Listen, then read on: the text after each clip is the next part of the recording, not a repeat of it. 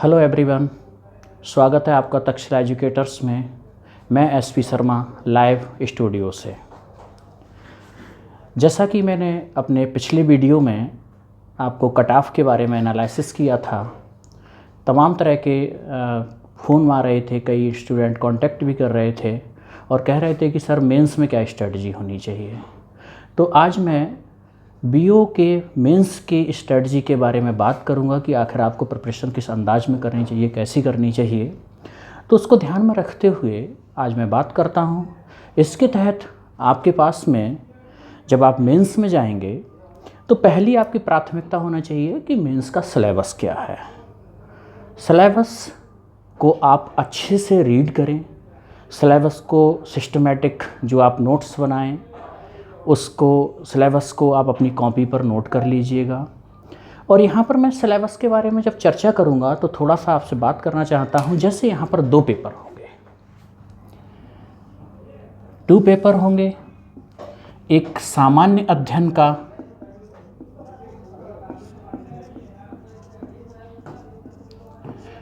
Paper होगा, paper first, और दूसरा पेपर होगा ये सामान्य हिंदी एवं ऐसे निबंध का पेपर होगा। ये दोनों पेपर 200 मार्क्स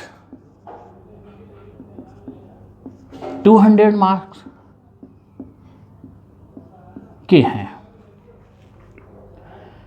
अब मैं पहले प्रश्न पत्र के बारे में आपसे बात करूंगा कि पहला प्रश्न पत्र क्या है, सेकंड क्या है। तो मैं इस क्रम में आपसे बात करता हूं। फर्स्ट पेपर जो सामान्य अध्ययन का है, पहला पेपर जो आपका सामान्य अध्ययन का रहेगा वो 200 मार्क्स का रहेगा।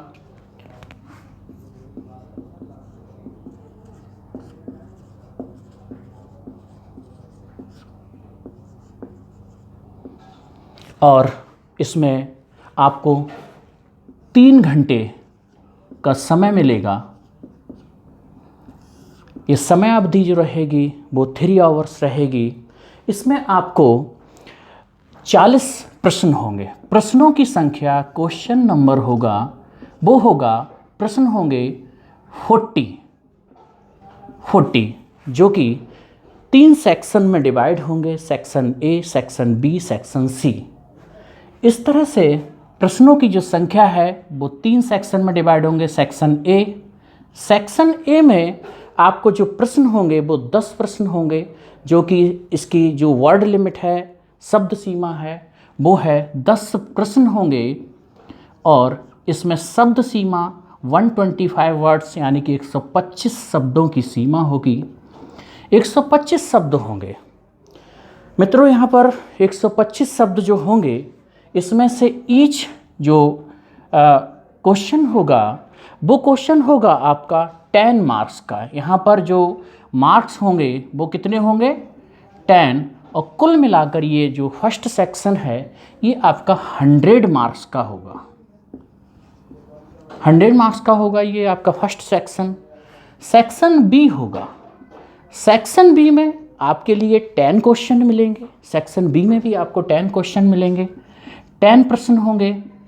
यहाँ पर शब्द सीमा को थोड़ा सा कम किया गया है, यानी कि कुल मिलाकर शब्द सीमा जो है वो 50 शब्द रहेंगे। और यहाँ पर भी प्रत्येक जो क्वेश्चन है वो 6 नंबर का होगा, मल्टीप्लाई बाई 6 होगा। 6 मार्क्स का ईच क्वेश्चन होगा। इस तरह से जो टोटल क्वेश्चन हैं वो 60 होंगे। टोटल मार्क्स होंगे वो 60 होंगे। 10 क्वेश्चन पर क्वेश्चन 6 मार्क्स, टोटल 60 मार्क्स।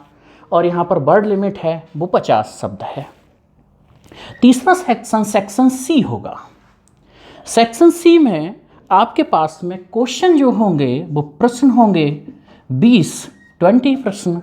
और यहाँ पर ईच क्वेश्चन जो होगा वो 25 वर्ड्स का होगा, 25 शब्द का होगा।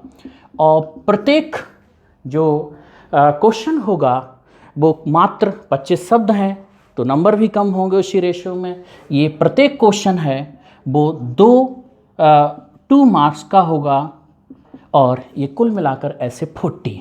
अगर हम यहाँ पर बात करें तो आपके सामने 10 question, 10 question, 20 question, total question आपके पास में जो होंगे वो होंगे 40 क्वेश्चन, और आपके पास टोटल मार्क्स होंगे 200। इस तरह से ये फर्स्ट पेपर डिज़ाइन किया गया है और ऐसी स्थिति है। अब आपके सामने आता है कि सिलेबस कैसा है। अगर मैंने इस पर एनालिसिस किया है कि सिलेबस जो दिया गया है, सिलेबस को फ्रेंड्स यहाँ पर आयोग ने बहुत शॉर्ट में लिखा है और सिलेबस को इस तरह से भी नहीं डिफ़ाइन किया है कि किस सेक्शन में क्या लेंगे, क्योंकि उन्हें इसलिए नहीं डिफ़ाइन करना है क्योंकि हर एक क्वेश्चन कंपलसरी है। कोई ऐसा नहीं है कि आप, या जैसी स्थिति आपको 40 क्वेश्चन है तो 40 ही करना है, हर एक सेक्शन से सभी क्वेश्चन करना है और यहाँ पर शब्द सीमा का विशेष ध्यान रखना है। अगर देखा जाए तो आप शब्द सीमा के अंदर भी रहते हैं तो 125, 50, 25, अगर हम इसे मल्टीप्लाई करें तो आपके पास कितने शब्द आ रहे हैं, क्या आप 3 घंटे में इतने शब्द लिख सकते हैं, इनको भी ध्यान में रखें। जैसे कि 125 का जो शब्द हैं वो 1250 होंगे, अगर मैं मैथ का कैलकुलेशन ठीक कर रहा हूँ 1250, और जो 50 शब्द के 10 प्रश्न हैं वो आपके पास में होंगे 500 शब्द, यानी कि 1250 और 500 1750, और 20 क्वेश्चन जो कि वर्ड लिमिट 25 है, 25 का मतलब 500, 1700, 500, 1750 प्लस 500 को अगर हम लोग ऐड करें तो ये कुल मिलाकर 2250 शब्द आपको लमसम लिखने होंगे। अब मैं यहाँ पर एक बात कहूँगा कि आपको 40 क्वेश्चन, 200 मार्क्स और यहाँ पर 2250 लगभग शब्द आपको 3 घंटे में लिखने हैं।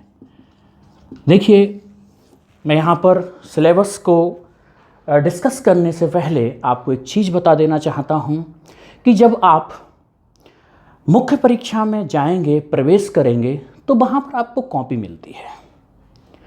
कॉपी में आपको, जैसा कि अभी ट्रेंड जो बदला है मुख्य परीक्षा का, तो मैं उम्मीद करता हूँ कि मुख्य परीक्षा पीसीएस में कॉपी में भी क्वेश्चन होते हैं, उतना ही स्पेस छोड़कर जितना क्वेश्चन के बाद स्पेस दिया जाता है, फिर क्वेश्चन के बाद स्पेस दिया जाता है। हमेशा ध्यान रखिएगा, आप कहीं जल्दबाजी में ऐसा ना करें, स्पेस जितना दिया जाता है उतने को पूरा नहीं करना है। जैसे 125 वर्ड्स का पहला क्वेश्चन आया तो ऐसा नहीं कि आप ये सोचें ये स्पेस 125 क्वेश्चन को दिया, 125 शब्दों को दिया गया है। हमेशा ध्यान रखिएगा, लगभग 30 to 40% एक क्वेश्चन से दूसरे क्वेश्चन के बीच में एक्स्ट्रा स्पेस दिया जाता है, मतलब लगभग स्पेस दिया जाता है 200 शब्द का। वो इसलिए दिया जाता है फ्रेंड्स कि बाई चांस आपको कोई पैरा काटना है, आपको कोई कटिंग करनी है, आपको लगता है अरे नहीं इसका क्वेश्चन का आंसर तो ये था, आपके साथ कोई गलती होती है तो आपको उसी जगह में स्पेस में, आप आगे कॉपी में नहीं जा सकते, तो उसी स्पेस में आप क्या कर सकते हैं कि उसी स्पेस में कट करेंगे और आप क्वेश्चन कर सकते हैं, इसलिए ज़्यादा दिया जाता है। कई लोग ये गलती कर बैठते हैं, जब आप पहली बार जाते हैं परीक्षा देते हैं तो कई लोग ये गलती कर बैठते हैं कि हड़बड़ी में सारा का सारा भरने लगते हैं। ठीक है, तो आपको सारा नहीं भरना है।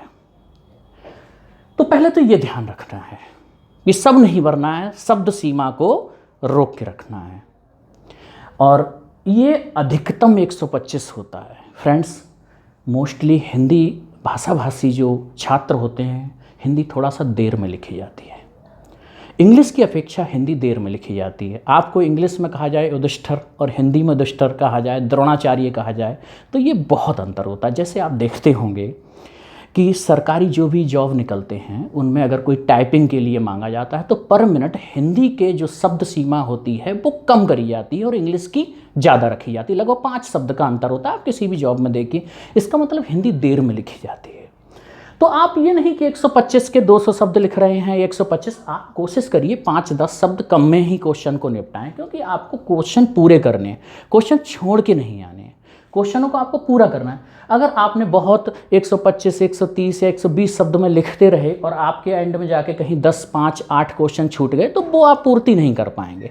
आपको अगर किसी में शब्द कम लिखते हैं आधा नंबर कम भी मिल रहा है, लेकिन अगर आप पूरा अटैम्प्ट करके आ रहे हैं तो आप फाइट में होंगे। तो पहली चीज़ ध्यान रखिएगा, मैंने 2 चीज़ें बताई अभी आपके लिए कि जो स्पेस मिलता है क्वेश्चनों के बीच में वो आपको पूरा नहीं भरना है, उनको थोड़ा सा ये ध्यान रखना है कि एक्स्ट्रा स्पेस होता है 40%।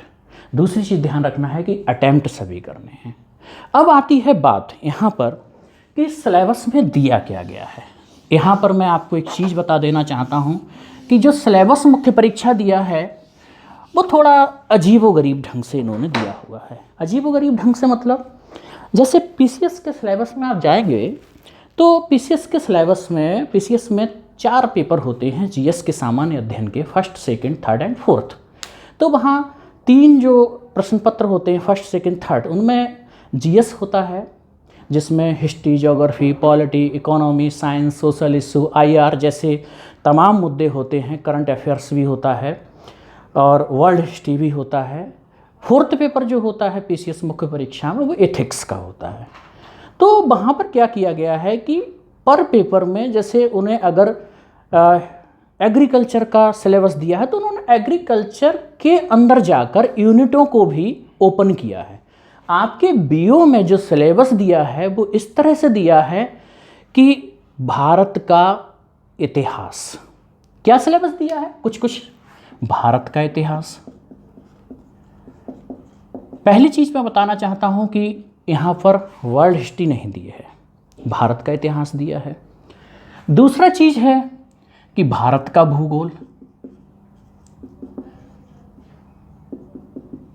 यहाँ इतिहास के साथ में इन्होंने नेशनल मूवमेंट के लिए अलग से लाइन दी है। इसका मतलब नेशनल मूवमेंट को इतिहास में अलग से जोड़ा है। एनएम मोस्टली ध्यान रखिएगा, इतिहास अभी तक पीसीएस के पेपर में देखें तो इतिहास मॉडर्न ही पूछा जाता है, एंशिएंट मिडिवल नहीं पूछा जाता है। लेकिन उन्होंने नेशनल मूवमेंट को अलग लाइन दी है, तो मैं कहूँगा हो सकता है कुछ अलग से भी पुराना एंशिएंट या मिडिवल पूछ लें, लेकिन आप फोकस करेंगे नेशनल मूवमेंट पर ही, क्योंकि उन्होंने स्पेशल आपका ध्यान दिलाया है। भारत का भूगोल पूछा है। उसके बाद उन्होंने लिख दिया, सारा का सारा ध्यान रखिएगा, इंडियन शब्द यूज किया है। मैं या तो लिख दूं या आप लोग समझ जाइएगा। जैसे इन्होंने कहा है भारत का कृषि, इकोनॉमी, पॉलिटी, सारे इंडियन है। Indian polity, Indian economy, Indian agriculture, Indian geography, Indian history और कुछ चीज़ें और दी हैं जैसे सोशल इश्यूज, सामाजिक मुद्दे जैसे नारी उत्थान, महिलाओं के उत्थान के लिए सरकार की विभिन्न योजनाएं, सरकार क्या कार्य कर रही है, या रोजगार में महिलाओं का को किस तरह से रोजगार में महिलाओं का प्रतिशत बढ़ा रही है, महिलाओं को आत्मनिर्भर कैसे कर रही है, महिलाओं के स्वास्थ्य पर क्या काम कर रही है, वर्तमान में हिंसा के लिए रोकने के लिए क्या कर रही है, या सरकार वर्तमान में महिलाओं के लिए तमाम लैंगिक शोषण या लैंगिक जो असमानता को समाप्त करने के क्या कर रही है। इस तरह से डिज़ाइन किया होता है। तो भारतीय सामाजिक मुद्दों पर भी इन्होंने दिया है, सामाजिक मुद्दों को भी सिलेबस में दिया है। अब कुछ चीज़ें हैं जैसे आईआर, इंटरनेशनल रिलेशन, तो यहाँ तो इंडिया की बात नहीं कर सकते हो, लेकिन मैं आपको थोड़ा थोड़ा अलग से बताऊंगा कैसा क्या है, इसीलिए पहले बताते। आईआर है जैसे कल्चर, संस्कृति एक शब्द है। अब इतना छोटा सिलेबस लिख देना कि भारत का इतिहास, अरे भाई ये बहुत बड़ी चीज़ है। भारत का इतिहास कहाँ से?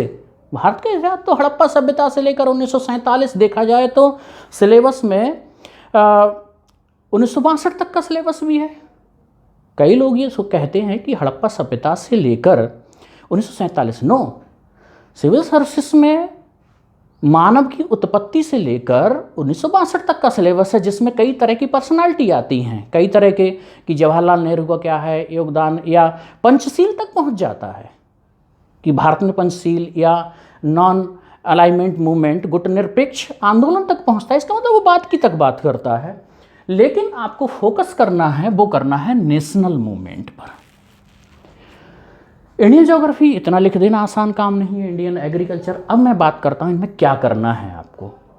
आप लोग इस सिलेबस को जो दिया है, ये सिलेबस क्या है आपको, कृषि में अंदर कहाँ जा रहे हैं, तो आप लोग पहला काम ये करिएगा सबसे अच्छा, किसी को बहुत ज़्यादा इधर उधर मत जाइए, बाजार में बहुत सारी सामग्री आएगी, लेकिन आप अपना प्रयास भी कीजिए। जैसे आप पीसीएस का पेपर उठाइएगा, फर्स्ट सेकंड थर्ड पेपर, सामान्य अध्ययन मुख्य परीक्षा का सिलेबस उठाइए, उसको उन्होंने डिटेल में दिया हुआ है। तो आप उठा के देखिए आखिर इतिहास में उन्होंने किस किस यूनिट पे फोकस किया है, आप उन्हीं यूनिटों को नोट कर लीजिए। मतलब ये है कि बीओ का जो इतिहास का सिलेबस लिखा हुआ है, ये इतिहास का सिलेबस का डिटेल्ड सिलेबस है। वो पीसीएस मुख्य परीक्षा का जो सिलेबस है उसको उन्होंने अंदर जाके एक एक क्लासिफिकेशन किया है, एक एक डायमेंशंस को लिखा है, तो आप उसे नोट करिएगा। तीनों पेपरों से देखिएगा जहाँ भी मिले। वैसे तो फर्स्ट पेपर में है, वहाँ पर पीसीएस फर्स्ट पेपर में इंडियन ज्योग्राफी, इंडियन हिस्ट्री है। उसके बाद आपको भारत का भूगोल मिले, आप इस भारत के भूगोल को इतना सिलेबस ना देखें, बल्कि पीसीएस मुख्य परीक्षा में जो भी भारत का भूगोल का सिलेबस है उसको आप देखें, नोट करें। उसके बाद कृषि में वहाँ जाएंगे तो कृषि फैली हुई है। कृषि इसलिए फैली हुई है वहाँ दो पेपरों में कि कुछ ट्रेडिशनल एग्रीकल्चर है, कुछ इकोनॉमी से रिलेटेड एग्रीकल्चर है, कुछ जिसे कहते हैं कि साइंस एंड टेक से रिलेटेड है, कि मतलब क्या जेनेटिक चेंज है, जेनेटिक चेंज का क्या प्रभाव है। तो वहाँ कृषि थोड़ी थोड़ी फैली हुई है। आपको क्या करना है कि जहाँ भी फैली हो, एक पेपर में, दो पेपर में, तीनों में, आप सारे के सारे कृषि, ट्रेडिशनल कृषि, अप्लाइड कृषि प्लस टेक्नोलॉजी से रिलेटेड कृषि का पूरा सिलेबस यहाँ पर नोट कर लीजिएगा। दूसरी चीज़ है इंडियन इकोनॉमी। इंडियन इकोनॉमी का सिलेबस आप पीसीएस को कॉपी कीजिएगा, उसमें आपको दिया होगा। ट्रेडिशनल इकोनॉमी भी देता है कि मतलब WTO क्या है, या इस समय सब्सिडी के लिए सरकार क्या कर रही है, नई नई समितियां आ रही हैं, सब्सिडी में क्या सुधार किया जा सकता है, प्लस करंट इश्यूज। तो आप क्या करेंगे, वहाँ से इकोनॉमी देखिए। पॉलिटी का पूरा सिलेबस दिया हुआ है पीसीएस के मुख्य परीक्षा में, उसको आप करिए। सोशल इशू प्लीज़ ज़्यादा चीज़ों में मत जाइएगा। देखिएगा यहाँ सामाजिक मुद्दे लिख दिया है, वहाँ पर उसी आयोग ने, यूपीपीएससी ने उसको डिटेल में लिखा है। तो आप इधर उधर की चीज़ों को तैयार करने से पहले जो आयोग का जिन पॉइंट्स पर फोकस है, आप उन पॉइंट्सों को तैयार कीजिएगा। सामाजिक मुद्दे, इंटरनेशनल रिलेशन अगर आप जाएंगे तो इंटरनेशनल रिलेशन दुनिया बहुत बड़ी है, लेकिन अगर आप पीसीएस के मुख्य परीक्षा के जीएस में जाके देखेंगे तो जो इंटरनेशनल रिलेशन है वो उन्होंने सीधा कहा है भारत एवं पड़ोसी देश एवं विभिन्न संगठन, भारत एवं पड़ोसी देश। तो पड़ोसी देश में इंडो चाइना, इंडो पाक, Indo Bhutan, Indo Nepal, Indo China, Indo Sri Lanka, और एक चीज़ और ज़्यादा है, वो है कि हिंद महासागर की भू राजनीति।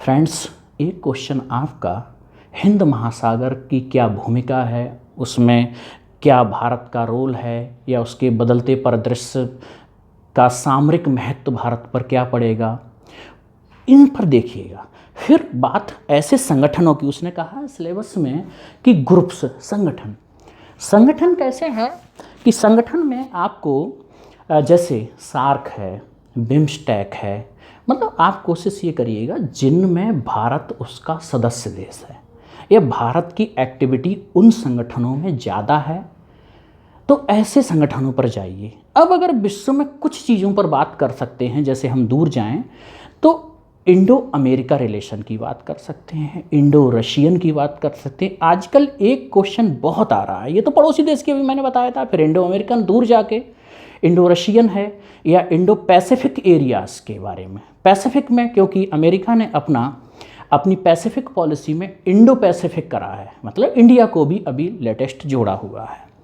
तो आपको यहाँ ध्यान रखना है। एक क्वेश्चन बहुत IR से बन रहा है, क्योंकि भारत के उत्तर पश्चिमी एरिया, उत्तर पश्चिमी एशिया में भारत का क्या रोल है, या अफ्रीका में जैसे जिबूती है, या रेड सी के अंदर क्या रोल है, अरबियन कंट्रीज़ को क्या रोल है, या जितने भी उज्बेकिस्तान, कजाकिस्तान, अफ़गानिस्तान के बारे में बहुत पूछता है, ईरान तक क्वेश्चन पूछता है कि क्योंकि ईरान से हमारे रिलेशन हैं, तमाम बंदरगाह, चबाहर बंदरगाह है, इन सारी चीज़ें, बंदरगाह मतलब एक्चुअली क्या है, ये इसलिए बात करता है कि जो one belt one road China बना रहा है, यूरोप तक लेकर जा रहा है, तो चेक एंड बैलेंस की पॉलिसी के लिए पूछता है कि भारत क्यों ईरान, इराक या अफ़गानिस्तान का क्या सामरिक महत्व हो सकता है, इन पर बहुत क्वेश्चन करता है। तो प्लीज़ फ्रेंड्स, आईआर में आपको पड़ोसी देश, इंडिया से रिलेटेड जितने संगठन हैं, प्लस इस ईरान, इराक, अफ़गानिस्तान का आईआर, प्लस थोड़ा सा अफ्रीका का, इंडो अमेरिका या ब्रिक्स कंट्रीज के बारे में बात कर सकते हैं हम लोग, ब्रिक्स में क्या है, या तमाम कुछ और थोड़ी सी, तो फोकस आप इन पे करेंगे। संस्कृति, कला संस्कृति की बात करता है, संस्कृति इतना छोटा नहीं है। यहाँ पर मैं फिर कहूँगा कि आप संस्कृति में सिलेबस उठा के देखिए पीसीएस मुख्य परीक्षा का। संस्कृति में आप जाएगा, संस्कृति ध्यान रखिए एंशिएंट हिस्ट्री से ज़्यादा पूछता है। जैसे वहाँ पर पूछेगा कि मंदिर स्थापत्य में आप सीधे चला जाएगा पल्लवा, चोला, चालुक्य, यहाँ तक मतलब गुप्ता से शुरू करेगा और साउथ रूलर्स तक चला जाएगा। फिर उसके बाद में पूछता है गांधार शैली क्या है, मथुरा शैली क्या है, या कुछ डांसिंग पूछता है कि मतलब ये कलमकारी जो है चित्रकला वो कैसी है, तमाम तरह की चित्रकलाओं के बारे में पूछ सकता है, अजंता एलोरा की गुफाओं के बारे में पूछ सकता है। फ्रेंड्स, इन सारी चीज़ों को आप देखिए वहाँ जाकर, जैसे मोटा मोटा यहाँ है, इसको डिटेल देखिएगा पीसीएस में जाके।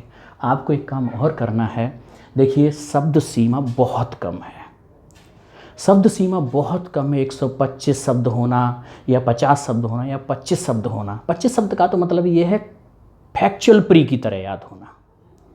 50 शब्द में भी लगभग फैक्चुअल आप कितना लिख पाएंगे, बेसिक इन्फॉर्मेशन देंगे, खत्म। आप 125 में कुछ लिख सकते हैं। तो अभी क्या करेंगे कि जो 10 क्वेश्चन आपको 125 शब्द के हैं, वहाँ राइटिंग स्किल को डेवलप करना होगा। अब हमें तो ये नहीं पता होगा, ना आपको पता होगा कि राइटिंग स्किल में कौन सा पूछेगा, 125 में कौन सा पूछेगा, आपको 50 शब्द में कौन सा पूछेगा, 25 शब्द में कौन सा पूछेगा। तो आपको क्या करना है, हर एक यूनिट को कम से कम सिलेबस को सीधे सीधे पॉइंटों में आपको, देखिए 2 तरह से प्रिपरेशन होती है। एक बार होती है बेसिक सारी इन्फॉर्मेशन को आप कलेक्ट कर लें, दूसरा होता है अप्लाइड। जैसे यूपीपीसीएस में अप्लाइड बहुत होता है, तो अप्लाइड आप तब कर पाएंगे जब आपकी बेसिक इन्फॉर्मेशन कलेक्ट हो जाएंगी। तो आपको बेसिक इन्फॉर्मेशन कलेक्ट करनी है, सिस्टमेटिक रजिस्टर बनाइए, अभी से बनाइएगा प्लीज़। कुछ लोग, जैसे मैंने कल थोड़ा ये कहा कि मेरिट नीचे जाएगी, अरे आप उसको बनाइएगा, आपके काम आएगा, आपके रजिस्टर काम आएगा, आप क्वालिफाई कर जाएंगे, आप एकदम से अंदर चले जाएंगे। अगर अभी आप बैठ गए तो किसी काम का नहीं आएगा। वो रजिस्टर आप ऐसा मेंटेन कीजिएगा कि आपको आगामी परीक्षाओं में भी काम आए।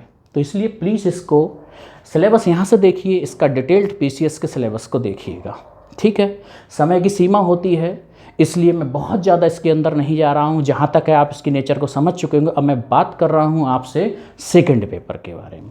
सेकंड पेपर है हमारा सामान्य हिंदी का, सेकंड पेपर है हमारा सामान्य हिंदी प्लस निबंध। देखिएगा यहाँ भी इन्होंने, अगर आप सिलेबस देखेंगे तो पीसीएस मुख्य परीक्षा में जो सामान्य हिंदी का, देखिएगा ये है 2 सेक्शन में आएगा, 2 पार्ट में आएगा। 200 नंबर का ये सेकंड पेपर होगा, 200 मार्क्स का। इसके 2 सेक्शन होंगे। ड्यूरेशन वही 3 आवर्स होगा, ड्यूरेशन समय।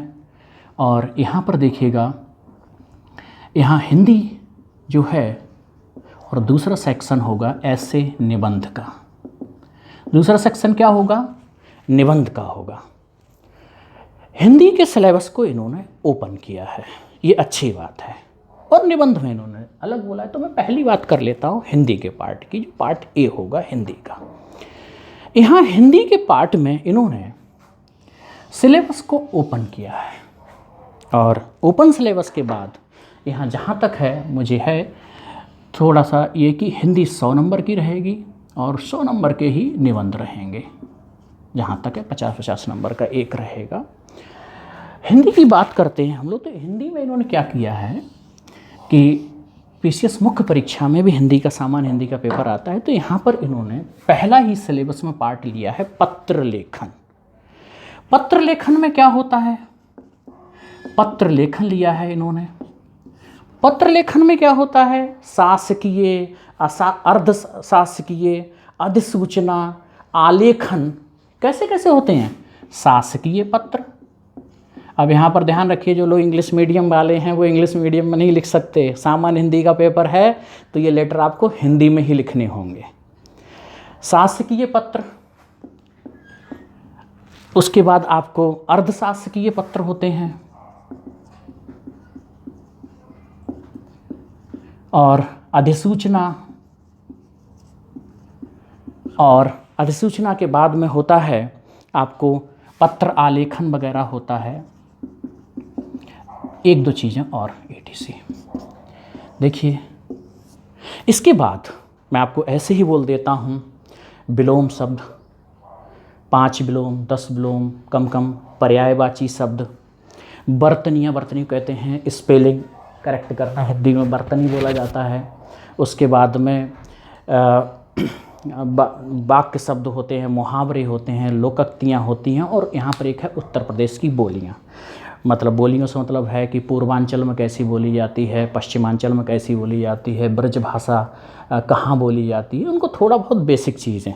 तो यहाँ पर जिन लोगों को हिंदी नहीं आती है वो बिल्कुल पेन ना लें, एकदम सिस्टमेटिक आता है। लेटर में तो इतना आइडिया होता है कि पिछली बार कैसा आया अब कैसा आएगा, लेकिन बीओ का पेपर पहली बार आ रहा है तो आप ये नहीं कर सकते कि पिछली बार कैसा आया अब कैसा आएगा। तो मुश्किल से फिक्स होता है लेटर। कई बार तो ये पूछ लेता है, लिखवाता ही नहीं है, कहता है उसका फॉर्मेट आप बता दीजिए, तो केवल फॉर्मेट की भी बात कर लेता है। तो ये बहुत सामान्य चीज़ है, कोई ये बहुत टेक्निकल चीज़ नहीं है, ध्यान रखिएगा। आप जो मैं बता रहा था आपको, बर्तनी है, विलोम, पर्यायवाची, आप सबसे पहले सिलेबस उठाइए और जितने प्रीवियस ईयर के क्वेश्चन पेपर दिए हुए हैं, क्वेश्चन हैं जो प्रीवियस ईयर के हिंदी के, उन सबको यूनिट वाइज आप नोट कर लीजिएगा।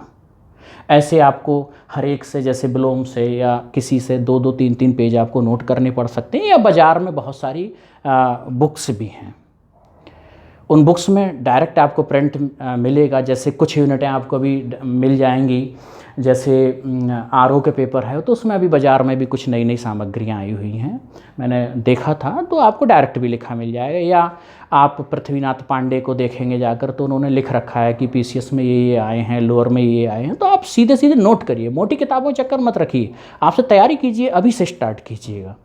उसके बाद आपका दूसरा सेक्शन होगा, और ये सेक्शन होगा निबंध का।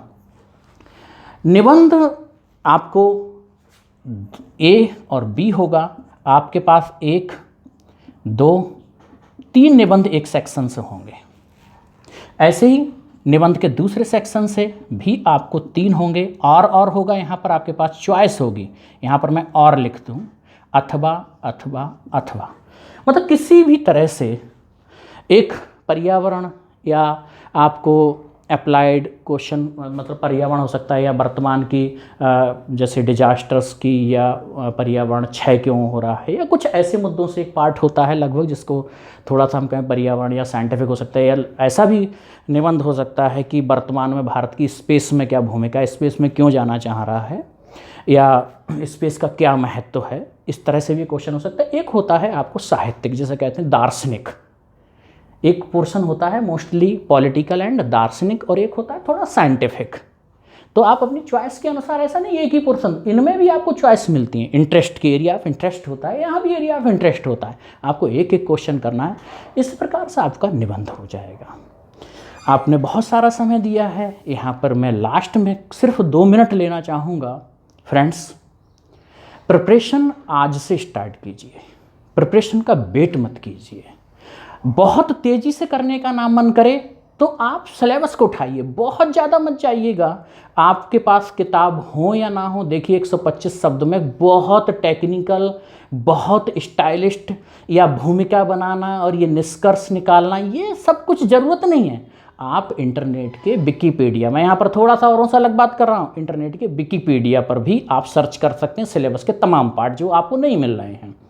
क्योंकि 125 में आप क्या स्पेशल लिखेंगे।